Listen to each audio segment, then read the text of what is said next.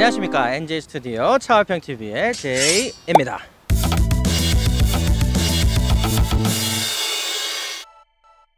자, 본 리뷰에 들어가기 앞서서 이 영상은 차량 디자인 그리고 기능 리뷰입니다. 시승기 그리고 주행 리뷰를 보시고 싶은 분들은 아래 링크를 클릭해 주시기 바랍니다. 드디어 포드 픽업 트럭입니다. 저희 레인저 리뷰 기다리신 분들이 많은데 늦게 리뷰 드려서 죄송합니다. 그래서 미국 빅3 브랜드의 중형 픽업 트럭은 오늘로써 마무리가 되는 것 같네요. 이렇게 빅3의 중형 트럭을 얘기하고 있지만 중형 트럭은 토요타의 타코마가 왕자예요. 미국 내 중형 픽업 판매량은 토요타 타코마가 단원 1위입니다. 중형 픽업은 왜 그런지 모르겠어요. 보통 픽업 트럭이라고 하면 미국 브랜드이어야 한다라는 인식이 강하거든요. 그래서 대형 픽업 트럭은 미국 빅3, 3사가 거의 점유를 다 하고 있죠. 아무튼 쉐보레 콜로라도 출시가 되고 난 다음부터 지프의 글래디에이터 그리고 이 레인저가 출시한다는 소문이 돌고 있습니다. 그래서 내년에 출시하기 전에 이 세 가지 모델을 다 보시려고 오늘 이 3부작을 마무리하러 왔습니다. 그래서 오늘 저의 리뷰는 포드의 대표 중형 픽업 트럭 레인저입니다.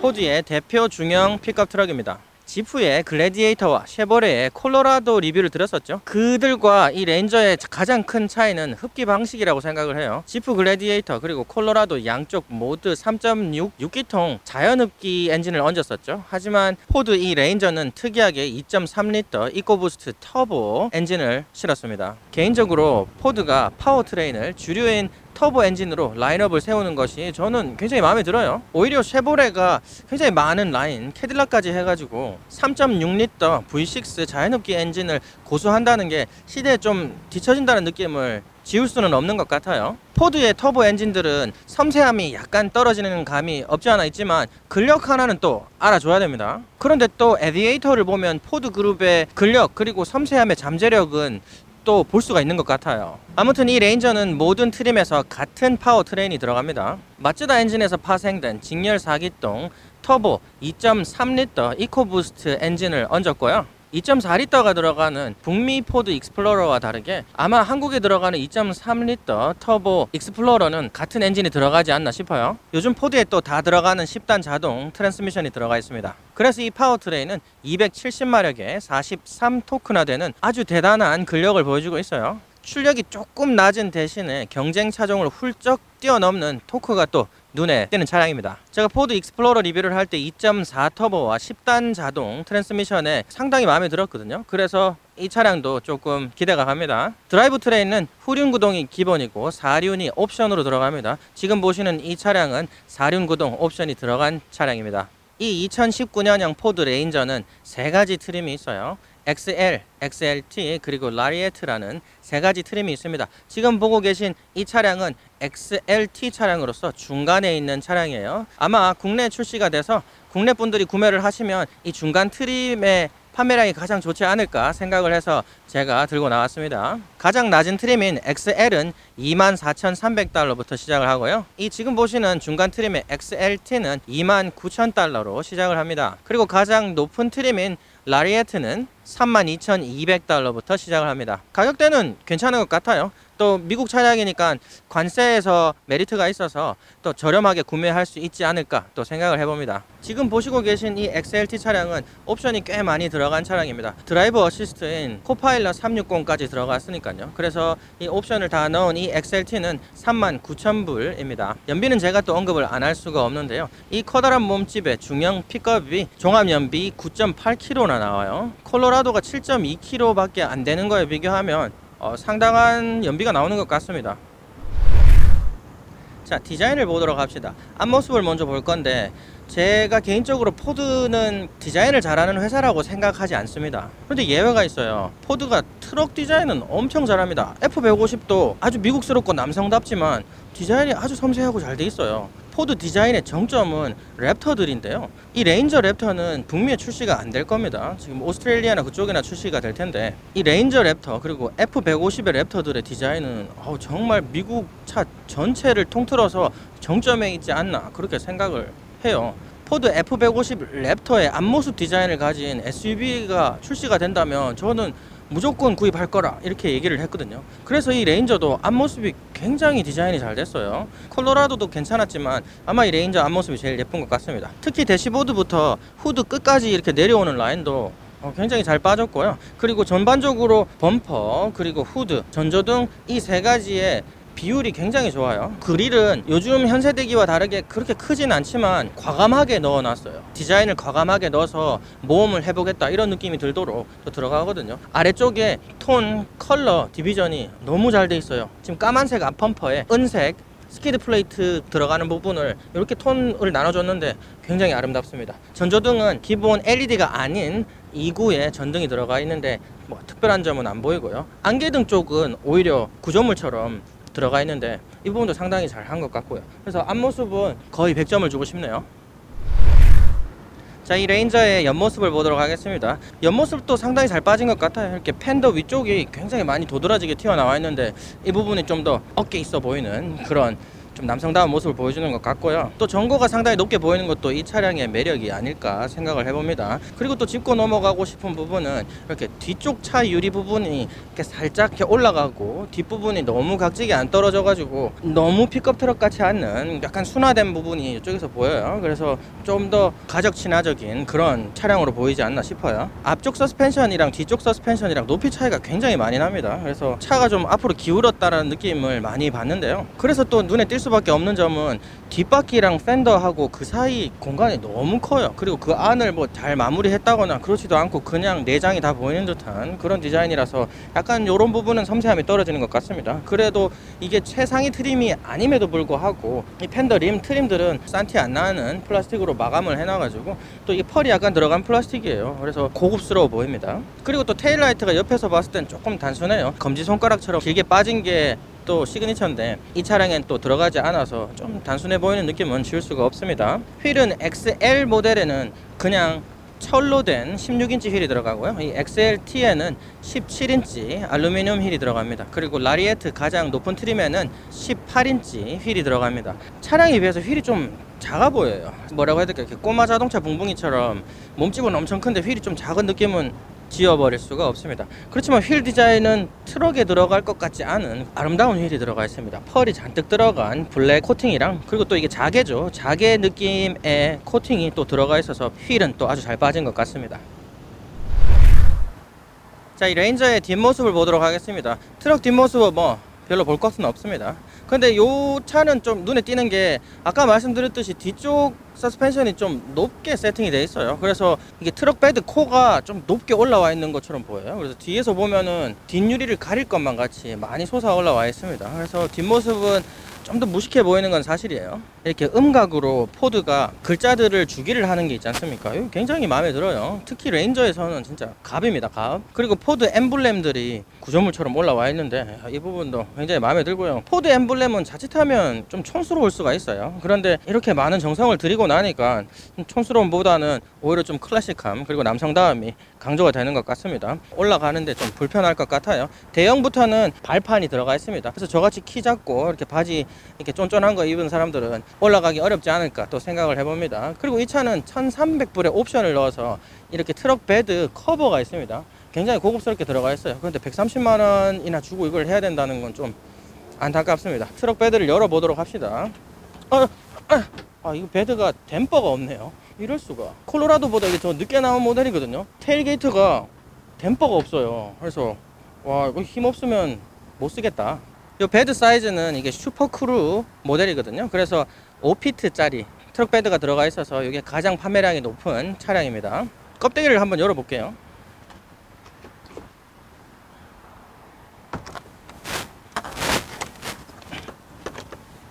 이렇게 접어서 이쪽에서 일을 할 때 불편하지 않도록 할 수 있게 되어 있습니다. 그리고 뒷유리에는 열선이 들어가 있고요. 그리고 중앙에 창문까지 있습니다. 그리고 글래디에이터에 비해서 좀 아쉬운 부분은 이 트럭 베드에 12V나 그리고 컨센트 전원 포트가 없어서 캠핑 같은 데 가서 좀 이게 유틸리티성을 좀 많이 뽐내기는 어려운 차량이 아닐까 생각이 듭니다. 픽업 트럭 깎는 장인 포드의 대표 중형 트럭 레인저의 인테리어를 보도록 하겠습니다. 제가 콜로라도 리뷰를 하면서 픽업 트럭은 너무 세련되게 하면 오히려 인기가 없을 것 같아서 그렇게 디자인을 한 게 아닌가 라고 말씀을 드렸는데 그냥 콜로라도만 최악인 것 같네요. 인테리어는 포드스러우면서 정말 잘 됐어요. 디자인을 SUV를 이렇게 해도 저는 정말 마음에 들 것 같은 그런 디자인입니다. 지금 보면 같은 톤의 플라스틱이 대시보드 위에 그리고 대시보드 아래 그리고 글러브 박스까지 같은 톤으로 들어가 있고 그게 찢어져서 열리는 것처럼 해가지고 금속 스타일의 디자인이 나오는 것 같은 그런 디자인이거든요. 하지만 안타까운 부분은 이 XLT 중간 트림에도 불구하고 대시보드 위 그리고 대시보드 앞쪽 요 메탈릭스러운 부분 아닌 부분 앞쪽 그리고 글러브 박스 그리고 도어 윗 상단까지 완전히 저렴한 딱딱한 플라스틱으로 마감을 해놨어요.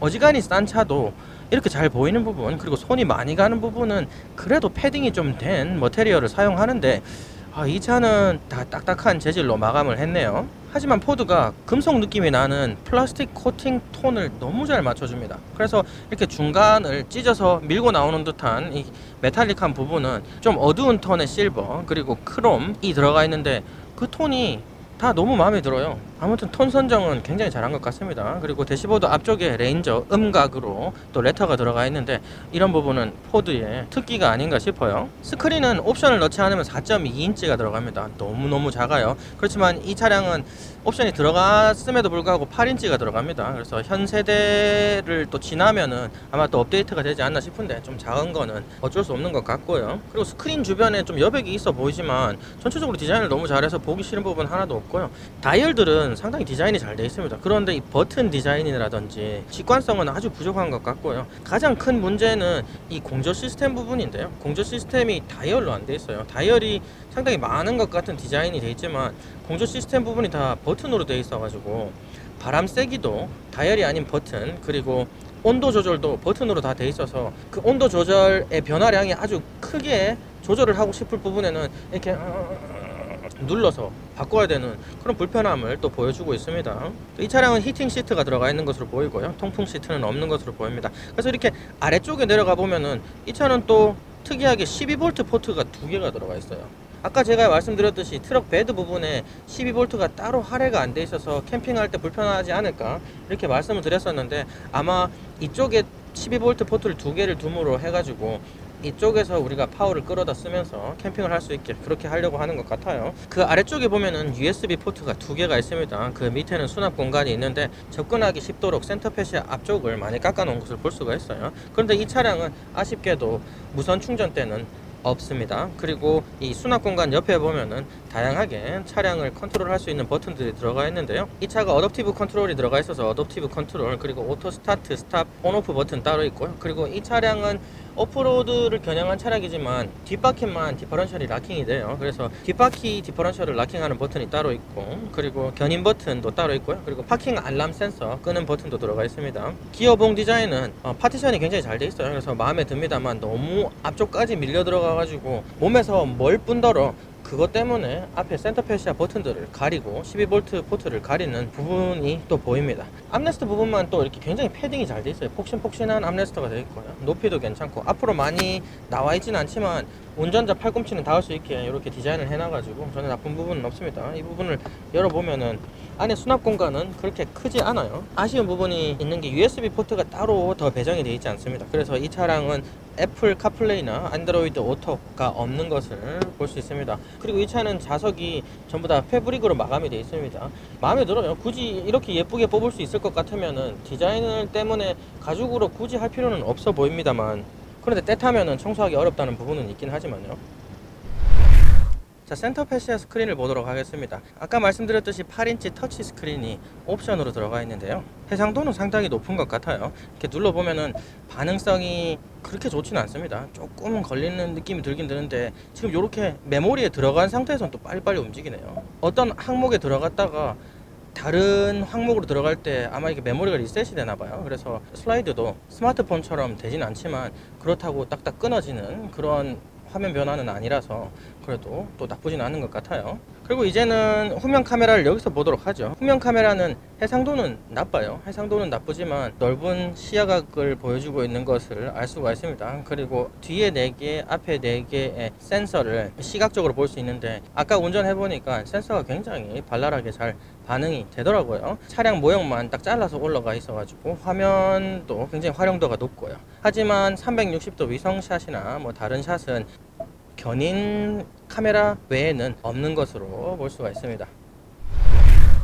자, 핸들 디자인을 보도록 하겠습니다. 핸들 디자인은 우리가 드래곤볼에서 보면 프리저 3단 변신의 마지막 단계에 있는 녀석의 이맛박이 생각나는 그런 디자인이라고 볼 수가 있는데요. 콜로라도보다는 훨씬 더 예쁘게 뽑혔습니다. 이 가죽으로 된 게 아니고 우레탄으로 되어 있어요. 스티치를 넣어놨지만 우레탄으로 되어 있어서 그렇게 좋은 파지감은 전달해주지 못하는 것을 볼 수가 있습니다. 하지만 버튼들이 상당히 많아요. 직관적으로 조절할 수 있게 다 파티션도 제대로 되어 있고요. 웃긴 점은 아무리 픽업 트럭이라도 그렇지 시동을 거는데 이 차도 이렇게 키로 걸어요. 키로 시동 거는 차를 안 타봐가지고 지금도 차를 계속 움직이는데 자꾸 헷갈려. 자꾸 버튼 찾아요. 너무 시대에 뒤떨어진 게 아닌가 싶습니다.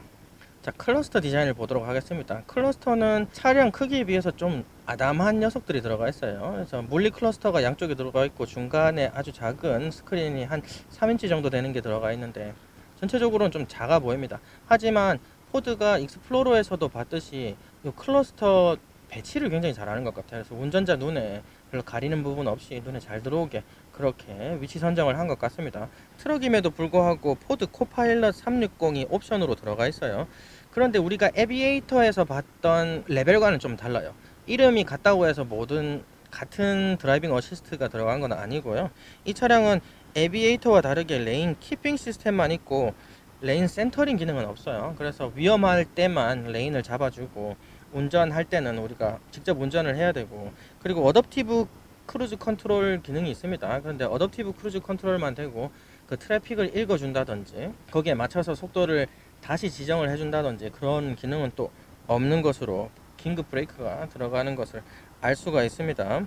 견인 중량은 3.4톤이고요 적재 중량이 729kg입니다. 그래서 경쟁 차종 대비로 전혀 나쁘지 않습니다. 뭐 글래디에이터가 자기들이 최고라고 주장은 하지만 별로 차이가 없는 것을 알 수가 있습니다. 포드 레인저의 2열 좌석을 보도록 하겠습니다.